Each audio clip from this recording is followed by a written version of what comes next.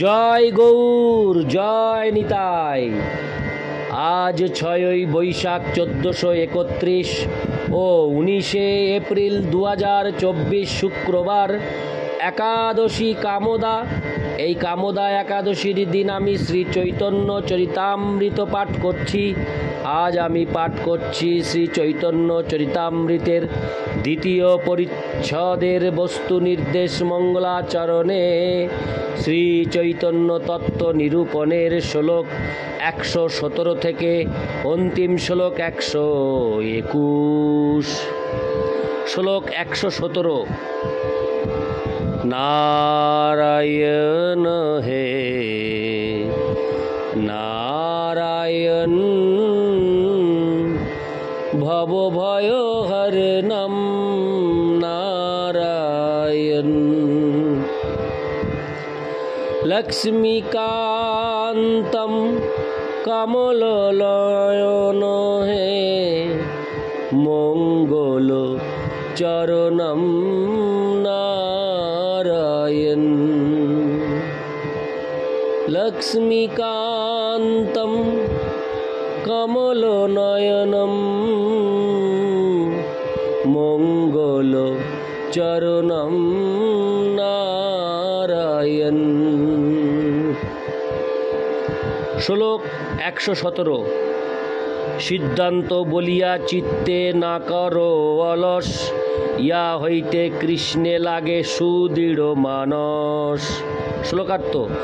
আলস্যবশত পাঠক যেন এই সমস্ত সিদ্ধান্তের আলোচনা শ্রবণ করার ব্যাপারে কখনো অবহেলা না করে, কারণ এই সমস্ত আলোচনার মাধ্যমে মন সুদৃঢ়ভাবে শ্রীকৃষ্ণের প্রতি অনুরক্ত হয়ে ওঠে। তাৎপর্য: অনেক পাঠক রয়েছে যারা ভগবদ গীতা পাঠ করা সত্ত্বেও পূর্ণ জ্ঞানের অভাববশত সিদ্ধান্ত করে যে শ্রীকৃষ্ণ হচ্ছেন একজন সাধারণ ঐতিহাসিক পুরুষ। কখনোই এই ধরনের ধারণা পোষণ করা উচিত নয়।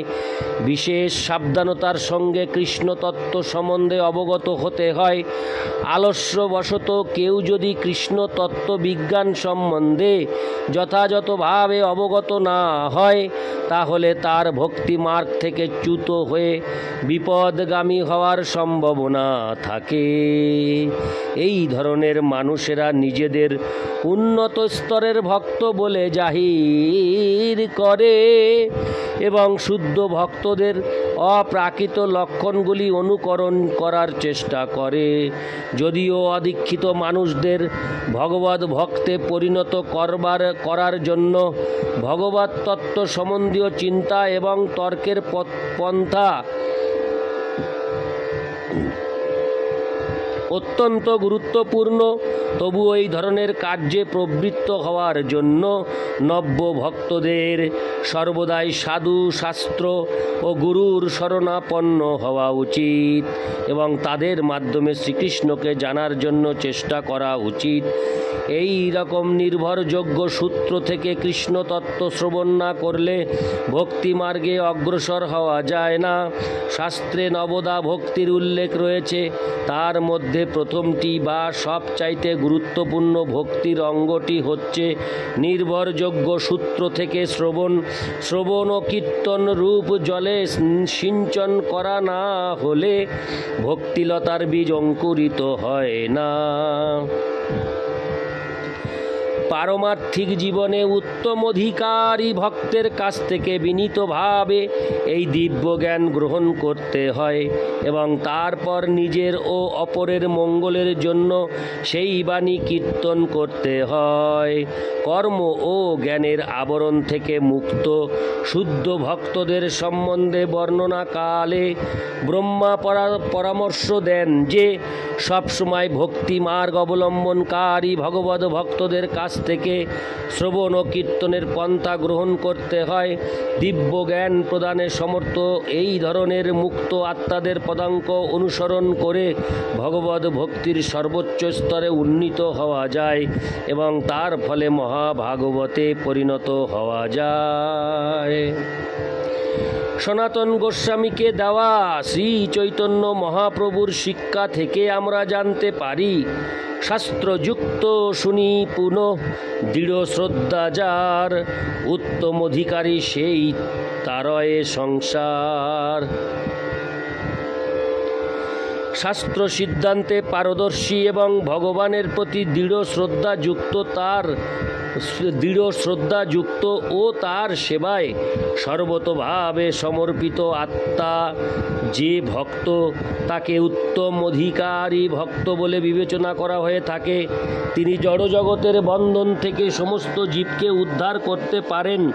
শ্রীল রূপ গোস্বামী তার উপদেশামৃত গ্রন্থে উপদেশ দিয়েছেন যে ভক্তিমার্গে দ্রুত উন্নতি সাধন করতে হলে সব রকমের আলস্য পরিত্যাগ করে গভীর উৎসাহ, দৃঢ় বিশ্বাস ও অটল ধৈর্য সহকারে গুরুদেবের আনুগত্যে শাস্ত্র নির্ধারিত কর্তব্য কর্ম সম্পাদন করতে হয়।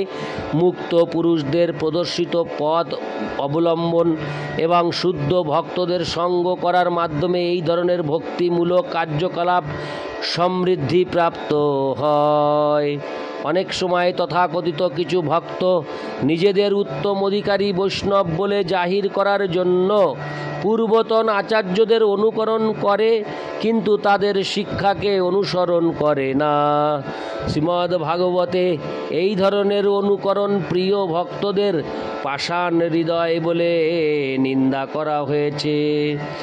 তাদের পাষাণ হৃদয় সম্বন্ধে শ্রীল বিশ্বনাথ ঠাকুর চক্রবর্তী বলেছেন, বহিরশ্রুপুলকয় শতরপি যদৃদয়ং ন বিক্রিয়েত তদস্য সারমিতি কনিষ্ঠাধিকারিণং এব অশ্রুপুলকাদিমোত্তে হপি অশ্বসার হৃদয়তয়া নিন্দৈরিষা।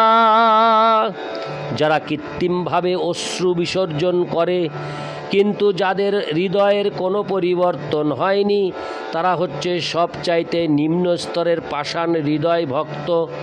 কৃত্রিম অনুশীলনের দ্বারা লব্ধ তাদের কপট ক্রন্দন সর্বদাই নিন্দনীয়।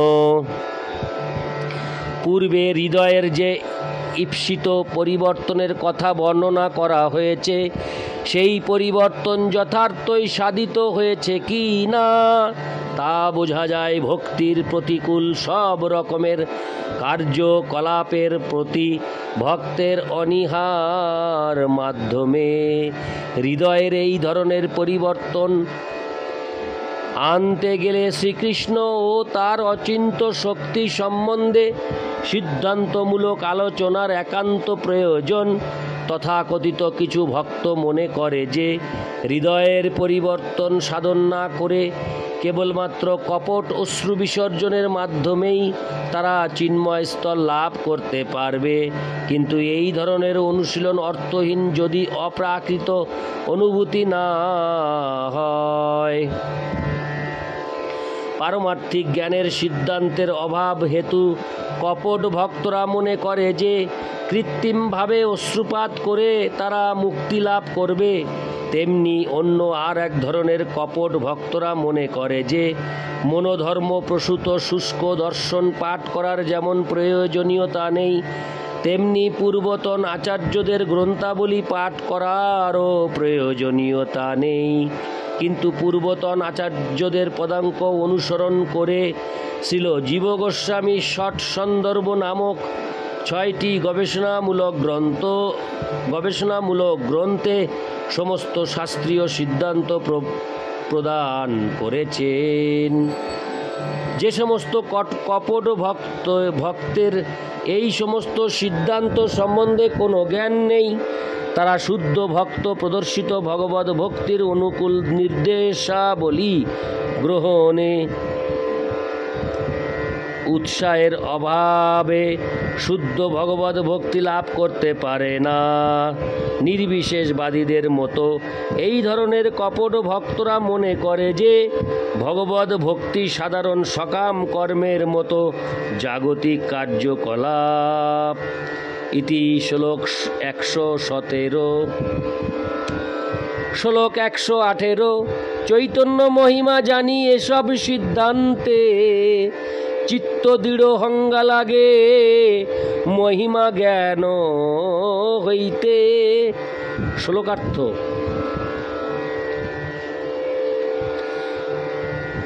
এই সমস্ত সিদ্ধান্ত অধ্যয়ন করার মাধ্যমে আমি শ্রী চৈতন্য মহাপ্রভুর মহিমা জানতে পেরেছি। কেবলমাত্র তার মহিমা জানার মাধ্যমে তার প্রতি অনুরাগ আরও গভীর এবং দৃঢ় হয়। তাৎপর্য: পূর্বতন আচার্যদের সিদ্ধান্ত অবলম্বন করে পূর্ণ জ্ঞানে অধিষ্ঠিত হওয়ার মাধ্যমে যখন শ্রীকৃষ্ণ সম্বন্ধীয় চূড়ান্ত সিদ্ধান্তে উপনীত হওয়া যায়, তখনই কেবল শ্রী চৈতন্য মহাপ্রভুর মহিমা হৃদয়ঙ্গম করা যায়। ইতি শ্লোক 118। শ্লোক 119। চৈতন্য প্রভুর মহিমা কহিবার তরে, কৃষ্ণের মহিমা কহি করিয়া বিস্তারে। শ্লোকার্থ: শ্রী চৈতন্য মহাপ্রভুর মহিমা বর্ণনা করার জন্য আমি বিস্তারিতভাবে শ্রীকৃষ্ণের মহিমা বর্ণনা করার চেষ্টা করেছি। ইতি শ্লোক 19। শ্লোক 20। চৈতন্য গোসাঙ্গীর এই তত্ত্ব নিরূপণ, স্বয়ং ভগবান কৃষ্ণ ব্রজেন্দ্র নন্দন। শ্লোকার্থ: এই তত্ত্ব নিরূপণ করে যে শ্রী চৈতন্য মহাপ্রভু হচ্ছেন স্বয়ং ভগবান ব্রজেন্দ্র নন্দন শ্রীকৃষ্ণ। ইতি শ্লোক 120। শ্লোক 121। এটি হলো দ্বিতীয় পরিচ্ছদের শেষ শ্লোক।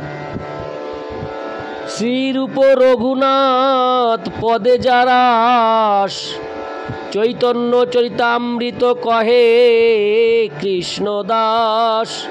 শ্লোকার্থ: শ্রীল রূপ গোস্বামী ও শ্রীল রঘুনাথ দাস গোস্বামীর শ্রীপাদ পদ্মে আমার প্রণতি নিবেদন করে, তাদের কৃপা প্রার্থনা করে এবং তাদের পদাঙ্ক অনুসরণ পূর্বক আমি কৃষ্ণদাস শ্রী চৈতন্য চরিতামৃত বর্ণনা করছি। ইতি বস্তু নির্দেশ মঙ্গলাচরণে শ্রী চৈতন্য তত্ত্ব নিরূপণ বর্ণনা করে শ্রী চৈতন্য চৈতামৃতের আদি লীলার দ্বিতীয় পরিচ্ছেদের ভক্তিবেদান্ত তাৎপর্য সমাপ্তম। নারায়ণ হে নারায়ণ, ভবভয় হরণম নারায়ণ।